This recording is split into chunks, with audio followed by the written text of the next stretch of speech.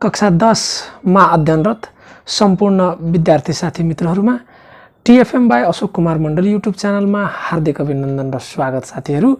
अब तपाईहरू यदि आफ्नै भाषामा सजिलो टिप्स र ट्रिक्सका साथ गणित जुन अप्सनल म्याथ ऐच्छिक गणितको रूपमा ओपीटी म्याथ रहेको छ साथीहरू कक्षा 10 मा, त्यसमा चाहिँ तपाईहरू अब सिक्न चाहनुहुन्छ भने त पहिले च्यानललाई लाइक गरी सब्स्क्राइब गरिदिनु हुन हार्दिक अनुरोध गर्दछु। सब्स्क्राइब गर्दा बेल आइकन थिच्दिनु होला ताकि साथीहरू अब तपाईहरुको आगामी दिनमा अब यस च्यानलबाट पस्किने जति कोसेली हुन्छ तपाईहरुको ह्यान्डसेटमा छिटै प्राप्त गर्नुहुनेछ र त्यसको छिटै चाहिँ तयारी गर्नुहुनेछ भन्ने अनुरोध गर्दै आजको कोसेली साथीहरू अप्सनल म्याथ जुन चाहिँ एकाइ 4 बाट युनिट 4 बाट तथ्याङ्क शास्त्र स्ट्याटिस्टिक्सको एक्सरसाइज 8.1 साथीहरू, एक्सरसाइज 8.1 त यहाँ चाहिँ मैले तपाईहरुलाई समयको बचत होस् भनेर यहाँ चाहिँ पहिले मैले लेखेको छु साथीहरू। त्यसपछि चाहिँ अब यहाँ समयको बचत गर्नको लागि त जहाँ चाहिँ एक्सरसाइज तपाईलाई 8.1 मा साथीहरू चतुर्थांशीय विचलन वा भिन्नता भनेको छ, क्वार्टाइल डेभिएसन निकाल्न भनेको छ साथीहरू 8.1 मा। त जहाँ चाहिँ तपाईलाई चतुर्थांश विचलन अथवा भिन्नता क्वार्टाइल डेभिएसन के हो त सबभन्दा पहिले त्यसको परिभाषालाई मैले पस्किन चाहे साथीहरू। त यसको चाहिँ परिभाषा चाहिँ बुझ्नु पर्दा तेस्रो चतुर्थांश साथीहरू हामीलाई कुनै पनि तथ्याङ्कलाई 4 भागमा विभाजन गरिन्छ। त्यो 4 भागमा विभाजन गर्दा यहाँ चाहिँ तपाईहरुलाई थाहा छ त्यो बेसिक कुरो तपाईहरुले कम्पल्सरी त्यसपछि अप्सनल म्याथमा चाहिँ अघिल्ला कक्षाहरुमा पढिसक्नु भएको छ। जहाँ चाहिँ तेस्रो चतुर्थांश भनेको छ साथीहरू, तेस्रो चतुर्थांश जसलाई हामी चाहिँ Q3 ले जनाउँछौं है, अथवा माथिल्लो चतुर्थांश पनि भनिन्छ साथीहरू। यसलाई तेस्रो चतुर्थांशलाई माथिल्लो चतुर्थांश पनि भनिन्छ कहिलेकाहीँ भाषामा है। त माथिल्लो चतुर्थांश अथवा तेस्रो चतुर्थांश र पहिलो चतुर्थांशलाई तल्लो चतुर्थांश पनि भनिन्छ साथीहरू। त माथिल्लो चतुर्थांश अथवा तेस्रो चतुर्थांश र पहिलो चतुर्थांश Q1 अथवा Q3 र Q1 को फरकको आधालाई Q3 माइनस Q1 फरक को आधा अर्थात भागा 2 लाई नै चतुर्थांशीय विचलन अथवा भिन्नता भनिन्छ साथीहरू। जसलाई संकेतमा अब क्वार्टाइल डेभिएसन जसलाई संकेतमा अथवा छोटकरीमा हामी QD ले जनाउँछौं र QD लाई गणितीय सूत्रको रूपमा लेख्दा QD = पहिलो फर्मुला भयो। गणितीय सूत्रको रूपमा लेख्दा साथीहरू तपाईलाई चतुर्थांश विचलन अथवा भिन्नता QD बराबर हामीलाई Q3 माइनस Q1/2 हुन्छ भने अब यसैको चाहिँ चतुर्थांशीय भिन्नताको गुणांक अथवा विचलनको गुणांक भनेर तपाईहरुलाई आउँछ कोएफिसिएन्ट अफ क्वार्टाइल डेभिएसन बराबर Q3 minus Q1/Q3 plus Q1 हुन्छ। यो त फर्मुला हो साथीहरू। अब तपाईहरुलाई सबभन्दा पहिले तथ्याङ्क कति प्रकारको हुन्छ त्यो तपाईलाई थाहै होला, तैपनि यहाँ चाहिँ मैले त्यो स्पष्ट राख्न चाहे साथीहरू। तथ्याङ्क तपाईहरुलाई 3 प्रकारको हुन्छ। डाटा जुन हुन्छ हामीलाई 3 प्रकारले चाहिँ राखिन्छ साथीहरू। जहाँ चाहिँ तपाईलाई व्यक्तिगत श्रेणी इन्डिभिजुअल सिरिज, खण्डित श्रेणी डिस्क्रिट सिरिज र वर्गान्तर अथवा अविच्छिन्न श्रेणी जसलाई हामी कन्टिन्युअस सिरिज यो तपाईहरुले जानेकै कुरा हो।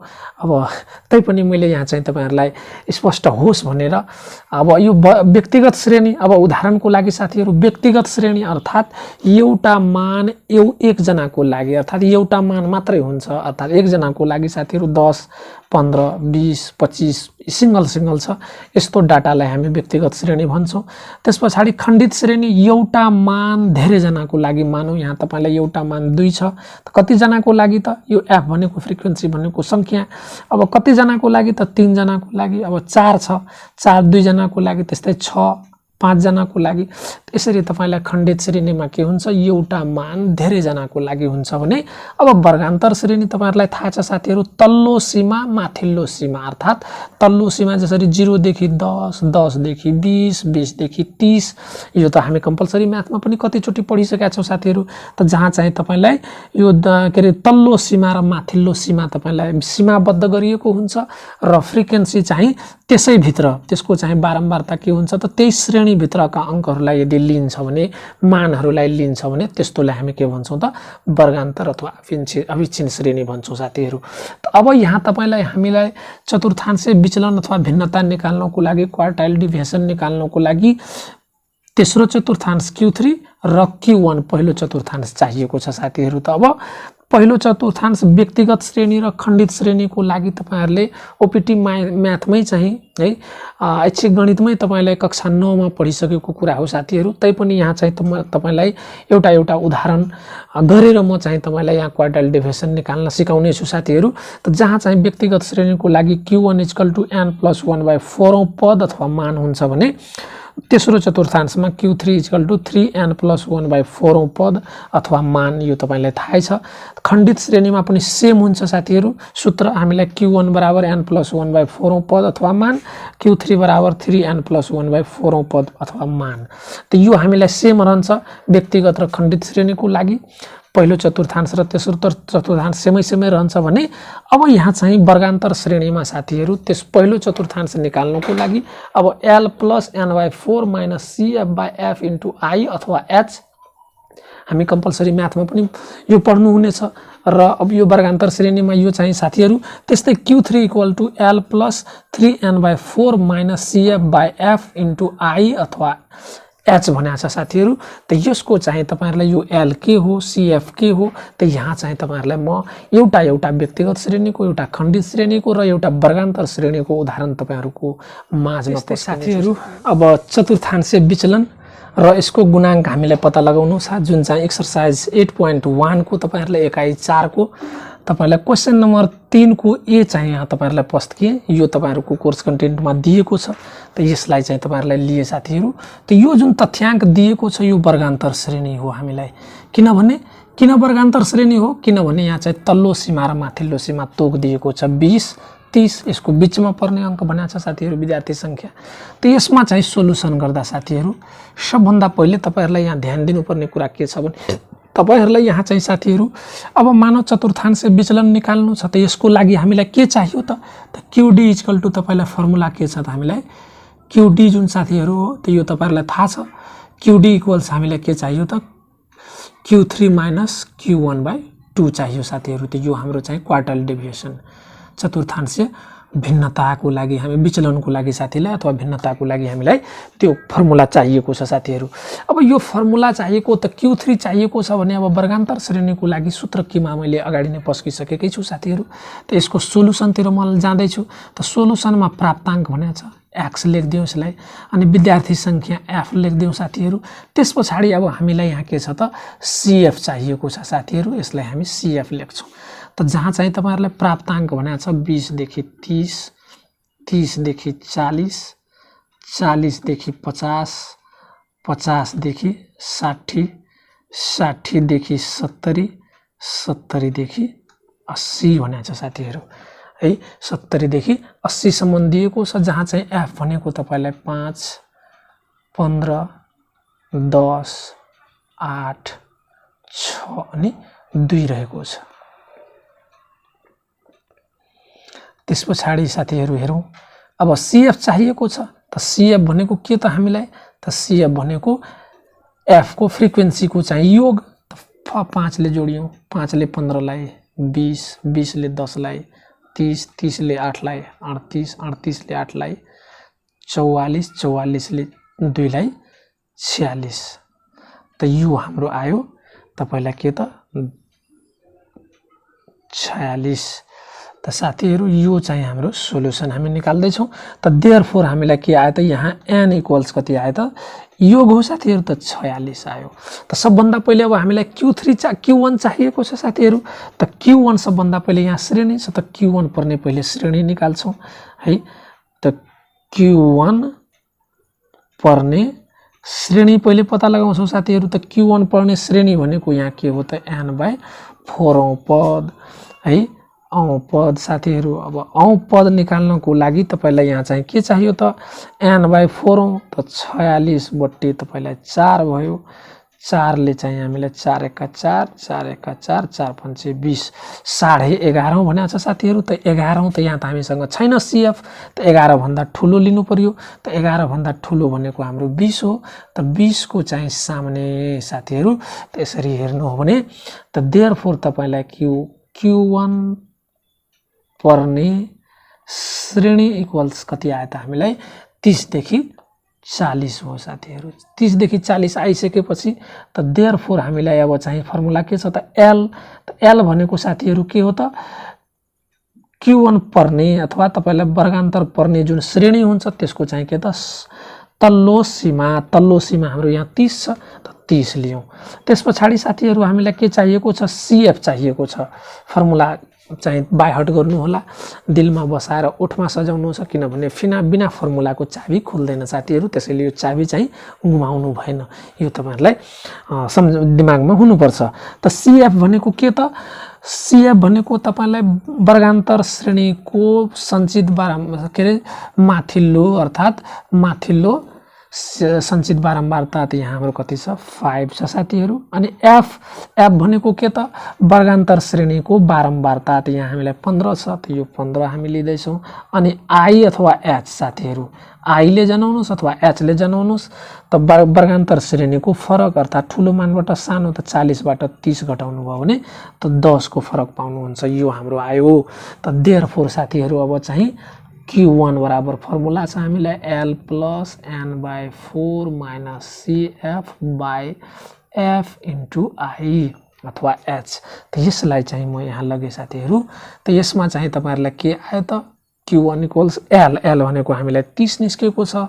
त 30 प्लस अब यहाँ चाहिँ N/4 भनेको यहाँ चाहिँ हाम्रो कति छ त N/4 मान 11.5 छ साथीहरु। 11.5 माइनस CF। त CF भनेको हाम्रो यहाँ 5 छ।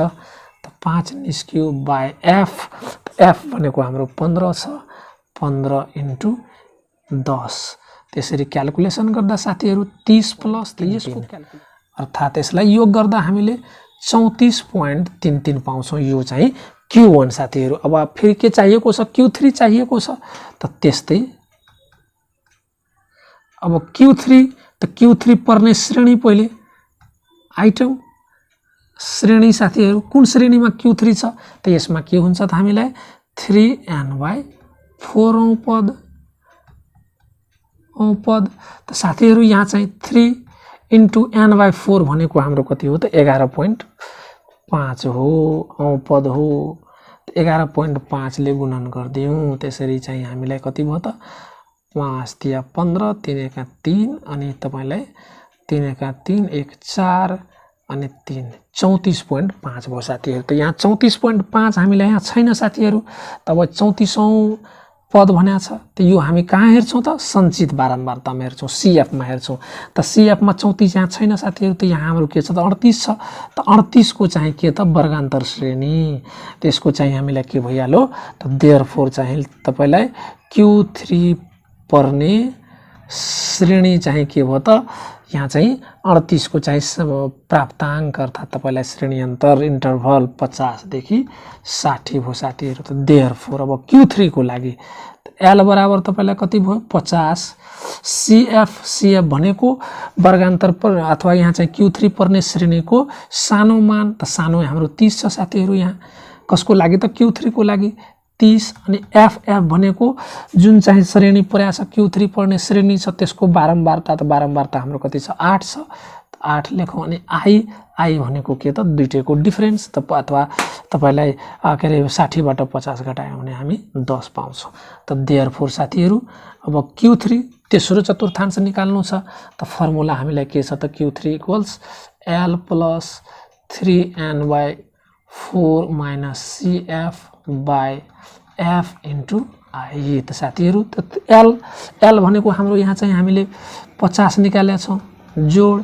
त्यसपछि त 3n/4 भनेको हाम्रो यहाँ चाहिँ 34.5 बाइ F भनेको हाम्रो यहाँ 8 छ इन्टु साथीहरु सरी 34.5 माइनस CF चाहिँ छुट्यो त यहाँ माइनस CF। त CF साथीहरु हामी यहाँ 30 निकालेका छौं 30 इन्टु 10।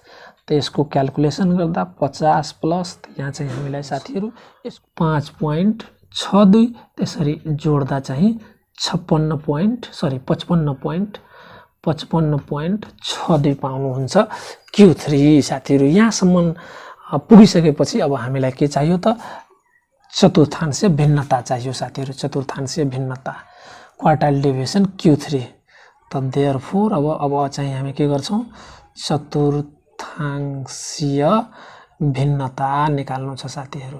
भिन्नता QD है त QD तपाईलाई formula QD quartile deviation equal to के छ त Q3 - Q1/2 त साथीहरु अब Q3 हाम्रो निस्केको छ 55.62 माइनस Q1 हाम्रो निस्केको छ यहाँ चाहिँ तपाईले हामी यहाँ चाहिँ Q निकालेका छौं 34.33 34.33 भागा 2 त यसको चाहिँ क्याल्कुलेसन गर्दा साथीहरु तपाईहरु पाउनुहुन्छ 10.64 यो आयो हामीलाई चतुर्थांशीय भिन्नता। त देयरफोर तपाईलाई चतुर्थांशीय भिन्नताको गुणांक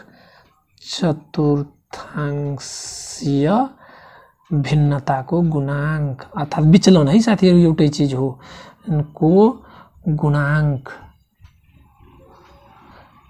भने छ त जहाँ चाहिँ हामीले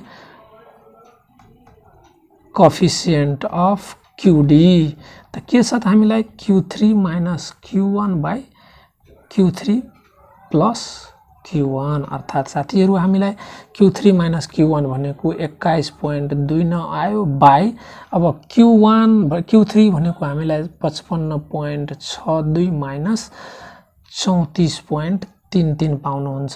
यसको प्लस यसको क्याल्कुलेसन गर्दा साथीहरु तपाईहरुले पाउनु हुनेछ 10 यहाँ चाहिँ 21 पॉइन्ट लेख्नु पर्ने त यसको चाहिँ क्याल्कुलेसन गरेर तपाईहरुले आफैले निकाल्नु होला साथीहरु। त यो जुन हो खण्डित श्रेणीको लागि वर्गान्तर श्रेणीको लागि साथीहरु तपाईहरुको कोर्स कन्टेन्टमा एक्सरसाइज 8.1 मा यो समस्या दिएको छ। यसको समाधान तपाईहरुले गर्न सक्नुहुनेछ र यो कोसेली तपाईहरुले यो समाधान चाहिँ अवश्य बुझ्नु भयो होला भन्ने मलाई पूर्ण विश्वास छ साथीहरु। र अब यो कोसेली तपाईहरुलाई कस्तो लाग्छ कृपया अब आफ्नो प्रतिक्रिया कमेन्ट्स बक्समा अवश्य दिनु होला र च्यानललाई सब्स्क्राइब गर्नु भएको छैन भने सब्स्क्राइब पनि गरिदिनु होला, साथै साथीहरुलाई शेयर गरिदिनु होला किनभने त्यसबाट तपाईहरु मलाई चाहिँ हौसला प्राप्त हुन्छ र एउटा सपोर्ट भेट्छ साथीहरु, ऊर्जा प्राप्त हुन्छ र आगामी दिनमा तपाईहरुलाई यस्तै तपाईहरुको सेवा गरौँ भन्ने चाहिँ मेरो जुन एउटा उद्देश्य हो त्यो उद्देश्य पनि पूरा हुन्छ भनी अनुरोध गर्दै तपाईहरुबाट बिदा हुन चाहन्छु। धन्यवाद।